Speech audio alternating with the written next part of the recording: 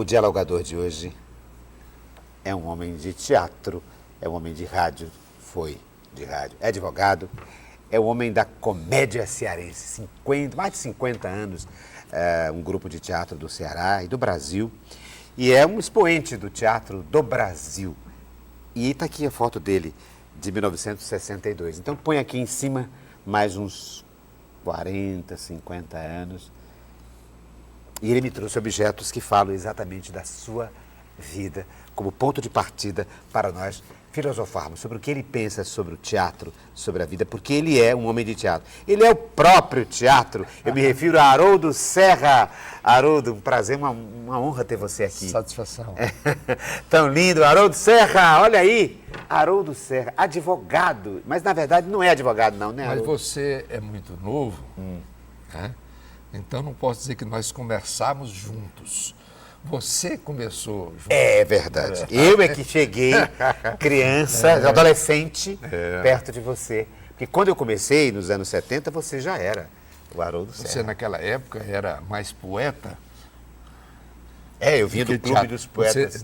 A gente ia fazer aquelas viagens de ônibus e você ia lendo os poemas que tinha feito. Você lembra? Até hoje eu escrevo e muito. Até mais do que fazer teatro. Eu escrevo todos os dias. Mas, Haroldo, já que você falou de escrever, enfim, olha aqui, tem um livro com a Comédia Cearense. A Comédia Cearense é um grupo criado nos anos 1957. E um dos mais antigos grupos, talvez o mais antigo grupo, junto com o grupo do Teatro de Amadores de Pernambuco, do Brasil. Eu gosto de fazer sempre, você sabe que eu não sou vaidoso, mas eu gosto da verdade. Há muitos grupos e muitas pessoas que falam que tem 10, 20 anos de teatro, fez uma peça, parou. O grupo Amador de Pernambuco, ele parava há muitos anos. Então, de repente, eles se juntavam, montavam um espetáculo, iam para o Rio, era um grupo muito bom, não é? Então, e no caso da comédia, você foi uma das pessoas, aliás, você deve lembrar bem, quando a comédia completou 25 anos de atividade, a gente fez uma retrospectiva.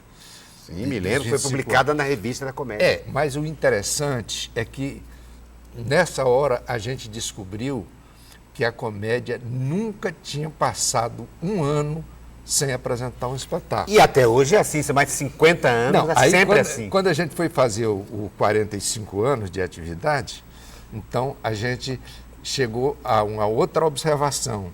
Não foi cada ano, foi cada semestre. Não teve um semestre durante esses 56 anos que a comédia não apresentasse espetáculo. Então eu posso afirmar, eu estou aqui diante do diretor do grupo de teatro mais antigo em atividade permanente, semestral, por mais de 50 anos, que é Haroldo Serra, o dialogador de hoje que me trouxe este livro.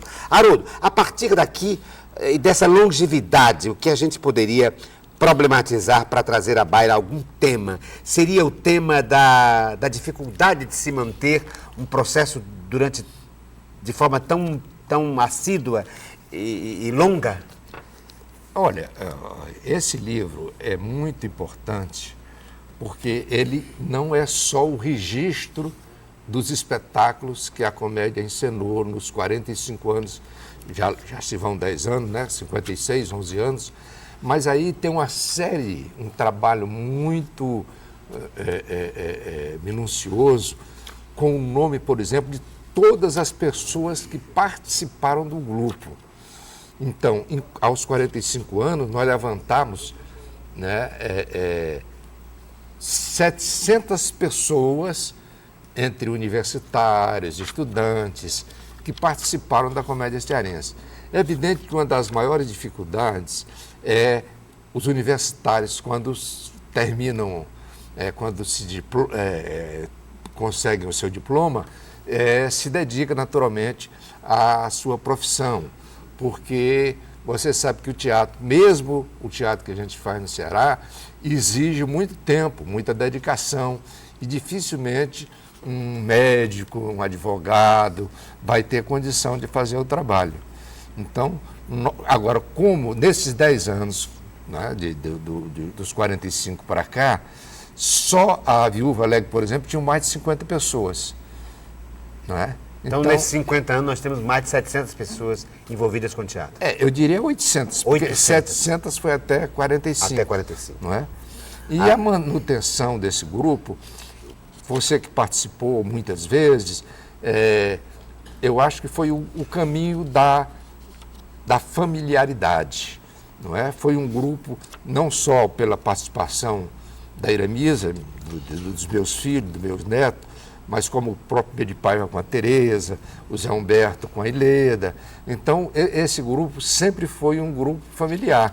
E foi um grupo que não utilizava determinados processos, porque uma vez eu estava dirigindo o Morro do Ouro no Rio de Janeiro e uma atriz chegou para mim e disse: Haroldo, quando a gente trabalha com o Zé Celso, antes de cada ensaio, a gente escolhe um apartamento de um dos componentes e a gente vai para lá, fuma um cigarrinho e tal, né? Ela me sondando, né? O que você acha disso? Eu digo, olha, eu acho que o ator que bate na madeira, que toma um uísque ou que fuma uma maconha para entrar em cena, não é ator. Ele está precisando de uma muleta. E eu acho que o ator é aquele que representa sem essa preparação. Eu vi agora, não sei se você chegou a ver uma declaração do... Você assiste novela, não? Assisto, às Essa vezes. Muito novela, longo, muito rapidamente. Que tá passando, que faz o médico diretor do hospital, é o... Não sei. O Fagundes. Antônio Fagundes. Fizeram uma pergunta a ele sobre isso, né? Se ele fazia laboratório. Aí ele disse, não, laboratório é para cientista. Eu represento com a emoção, né, de imediato. Porque quando nós começamos a fazer teatro, em 1952, porque eu tenho mais anos do que a comédia. Sim, você porque começou você antes se lembra do Teatro Experimental de Arte, que era o Bedi Paiva, o Marcos Miranda, o Emiliano Queiroz. Me lembro de contar, né? De contar. Porque nos anos 50, isso foi em 1900, eu era um menino. era em 1952. 52 eu não estava nem nascido. 52, não é? Então, o que acontecia? A gente não tinha verba, não tinha apoio, continua não tendo, mas a gente continua fazendo. Então, muitas vezes, eu, Bedi Paiva, terminando de fazer o cenário, batendo prego, aí o contra-regra chegava, é a hora de você entrar, é a hora de você entrar, e a gente entrava e fazia o papel. Então, isso criou, né, um modelo de espontaneidade, não é? Porque aí, às vezes, eu pergunto, quando o ator faz 3 papéis na mesma peça, como é que ele muda de um para outro? Da instalação. Essa pergunta já foi objeto, inclusive, de livros do nosso Eugênio Kuznets, né? O problema da instalação de um personagem em relação ao outro, mesmo dentro de um espetáculo, né? É verdade. Quer dizer, você tá falando, então, que você é de um tempo em que o teatro ainda não tinha se apropriado de um certo conhecimento científico na área da semiótica, na área da psicologia, da antropologia. Exato. E o teatro nascia de uma forma mais... de tutoria dos grupos, né? As pessoas mais velhas dando informações. Valdemar Garcia, né? Clóvis Matias. Clóvis Matias. Os mestres, né? Os mestres do passado. Então, uma coisa importante, talvez a mais importante para o teatro cearense, que foi deixada pelo Teatro Experimental de Arte, foi o ponto. Porque até surgiu o Teatro Experimental de Arte, inclusive o Bedi Paiva foi ponto do Teatro Escola, do Cabral, de vários outros grupos. Então, quando a gente foi fazer, a gente resolveu não ter ponto. O ponto é aquela figura que sopra as falas para os atores, né? Estamos falando de uma época em que os atores não tinham domínio sobre o próprio texto, né? Exato. Precisavam de um ponto para dizer, e mesmo assim, com a desenvoltura enorme, se haviam em cena. Não é do seu tempo, mas antigamente, até a gente acabar com essa história do ponto, o ator não recebia o texto.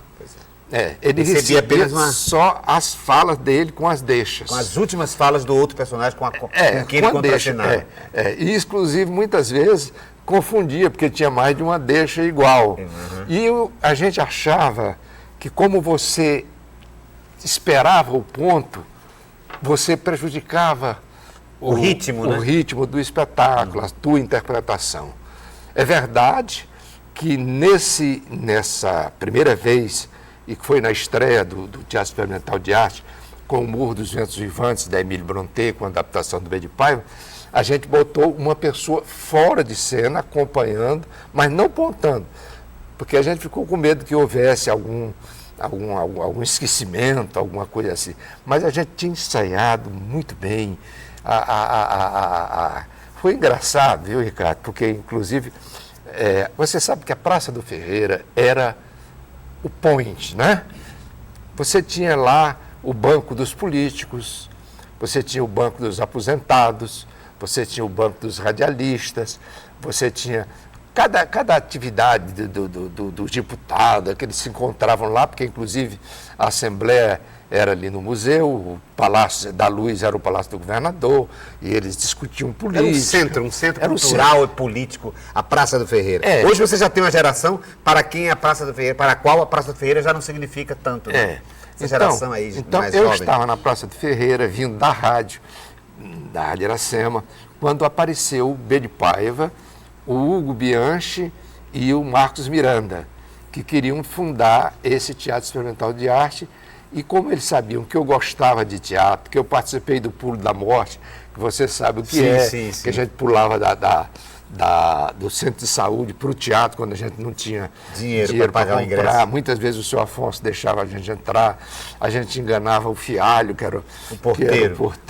Quer dizer, então, você era de uma geração que gostava de teatro, quer dizer, que assistia teatro. Então seria convidado para poder fazer teatro. Você está falando um pouco dessa época aqui, não é, Haroldo? Desse menino aqui, você me trouxe a foto, o Haroldo aqui, radialista da rádio Dragão do Mar, olha aqui, Haroldo Serra, fumando, Haroldo, fumando. Você ainda fuma, Haroldo?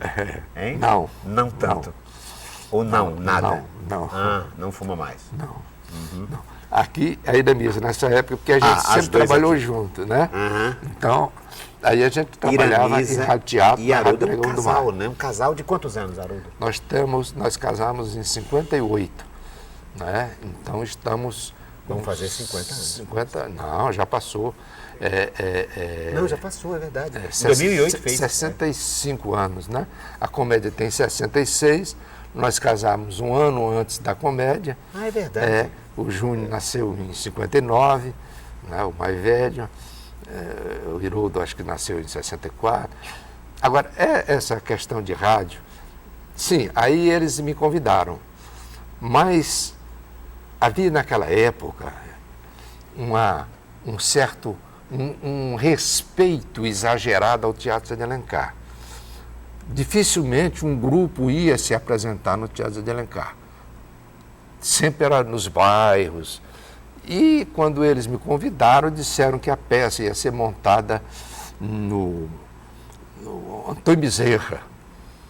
Mas como eu trabalhava na Rádio Iracema, ia muito ao teatro, e eu não achei. Eu digo, não, nós vamos fazer para o Teatro de Alencar. Mas, Haroldo, a primeira peça, não sei o quê. Não, nós vamos fazer no Teatro de Alencar.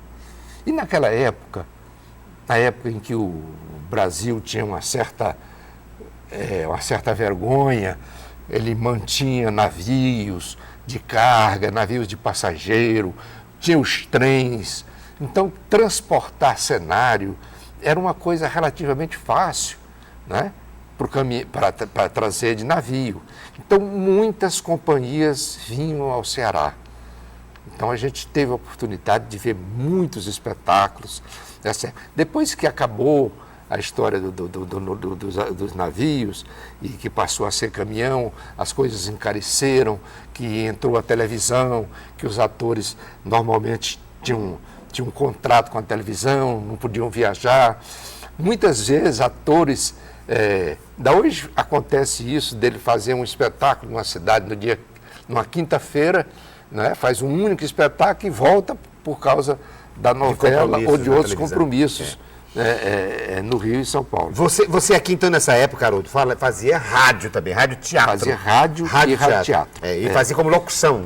Locução. E vejam aqui tem vamos ler aqui o objeto que o Haroldo Serra, o homem de teatro, e essa época dos anos 60, homem também de rádio, me trouxe. Haroldo Serra, locutor e radioator. Vai sufragar nas urnas de 7 de outubro de 1962, Moisés Santiago Pimentel para deputado federal, Blanchard Girão para deputado estadual.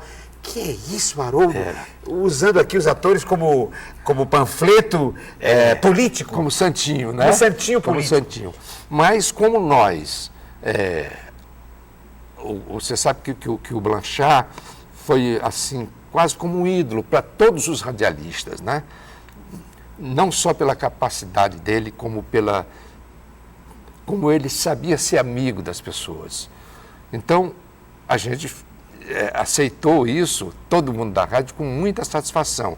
O Moisés era de esquerda. O né? Blanchard também.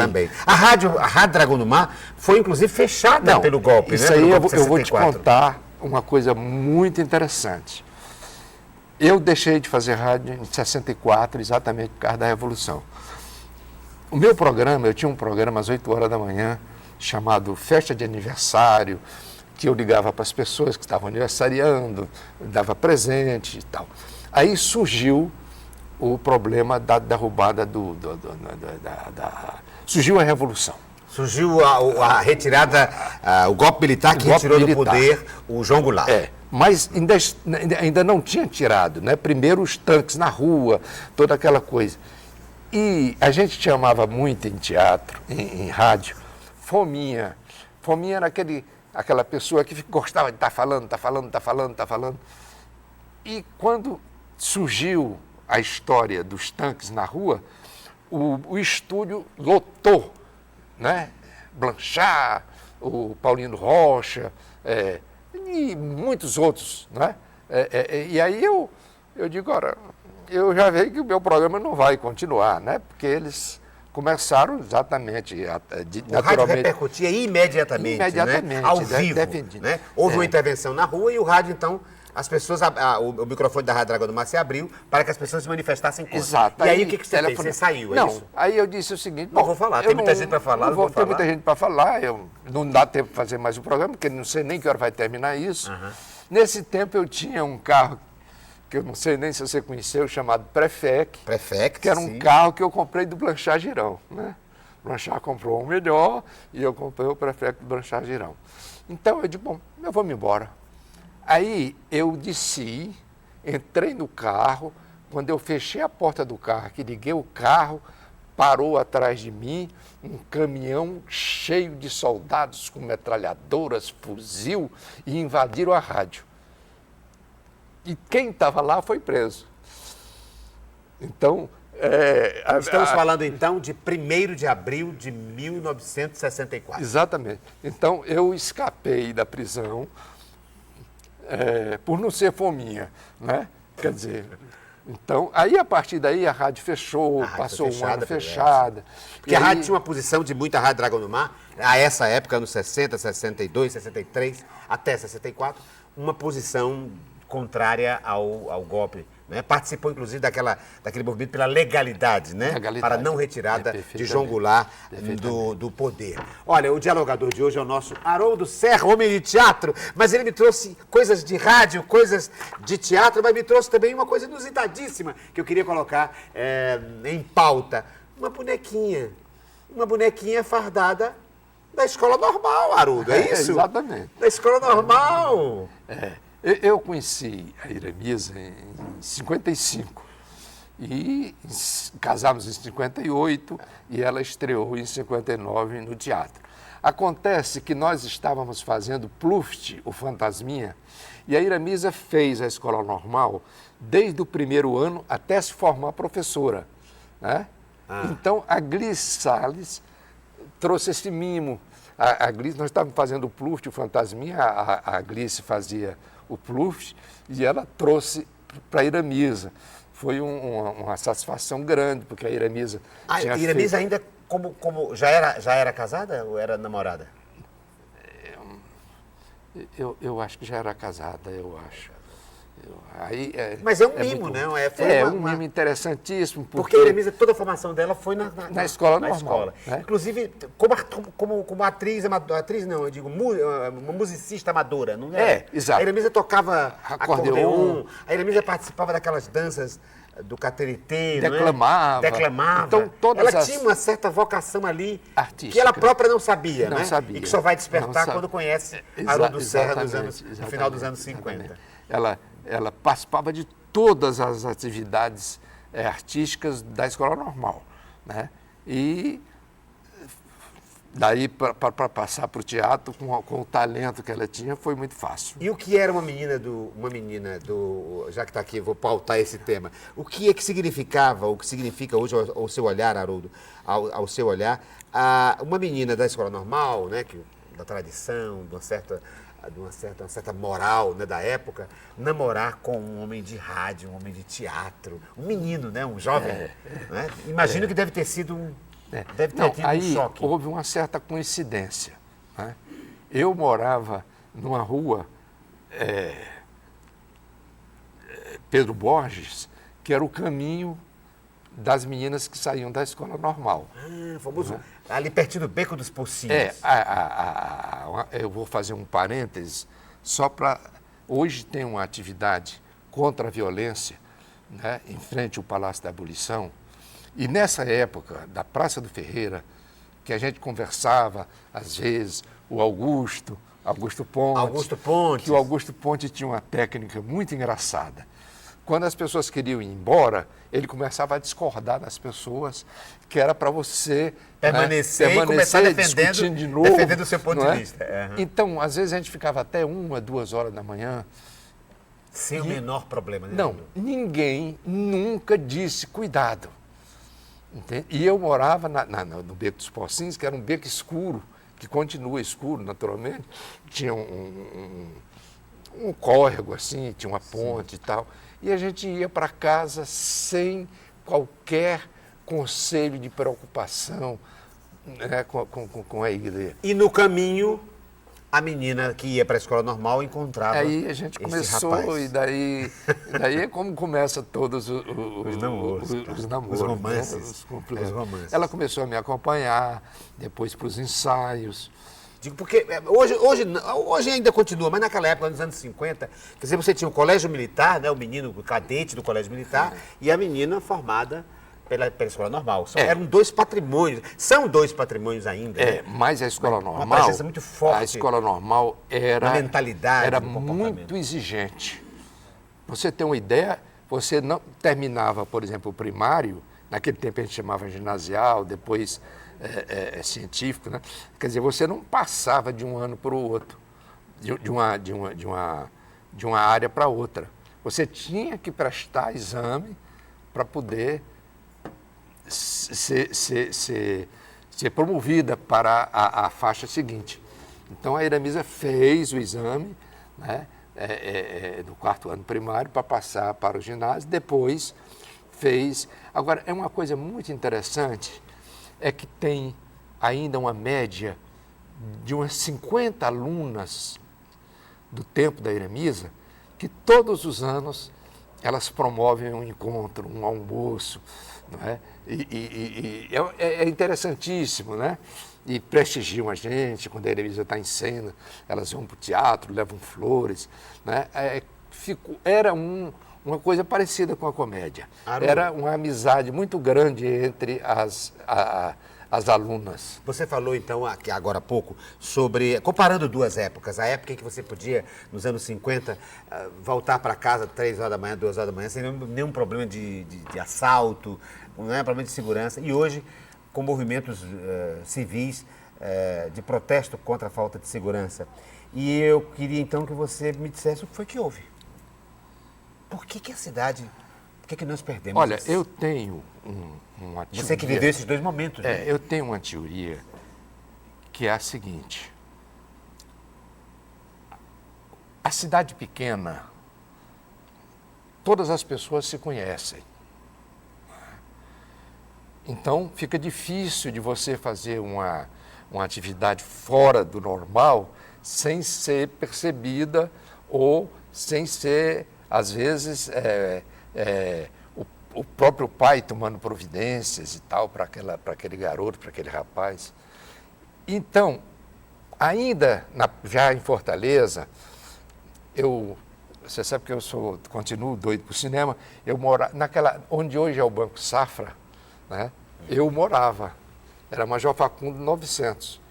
Até aquele quarteirão não tinha uma firma comercial, tudo era família. Só a partir da Liberato Barroso é que começava o comércio de Fortaleza. E esse primeiro quarteirão, inclusive, não tinha loja, mas escritório de representação.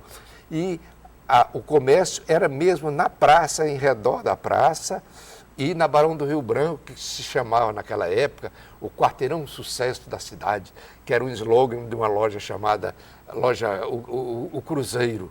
O Cruzeiro, né? Então, a cidade era muito pequena. Então, se você estivesse... Ainda se sentava na calçada, naquela época, né? Então, se você estivesse na calçada e uma pessoa ficasse na esquina, né, que não fosse conhecida, que não fosse da área, do bairro, quem é aquele cara?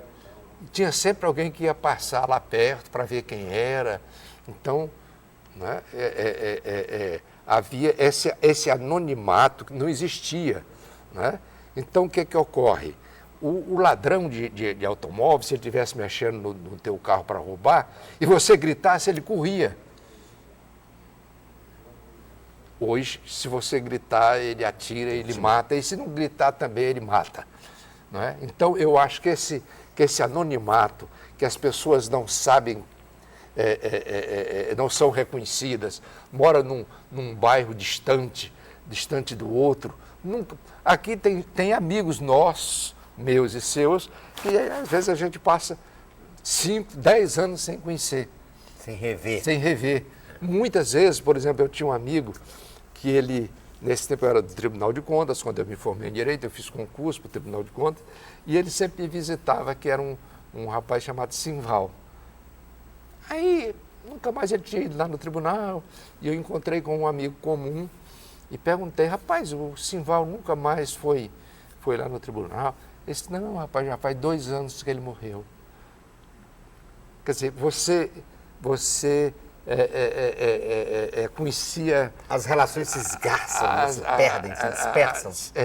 Entende? Então, hoje é assim, você não sabe o que acontece com seus amigos, se viajaram, se foram embora, se estão no Rio. Dificilmente a gente tem essa informação. Vamos ver, então, de que maneira esse quadro, hoje contado pelo Haroldo, repercute no teatro, porque o teatro exige que alguém saia da sua casa, que alguém enfrente o trânsito, que alguém enfrente estacionamento, etc., ou o transporte público, para se dirigir a um determinado local, para desfrutar de uma comunicação interpessoal que o teatro, e efêmera, que o teatro propicia. No próximo segmento do nosso diálogo com ele, o Haroldo Serra.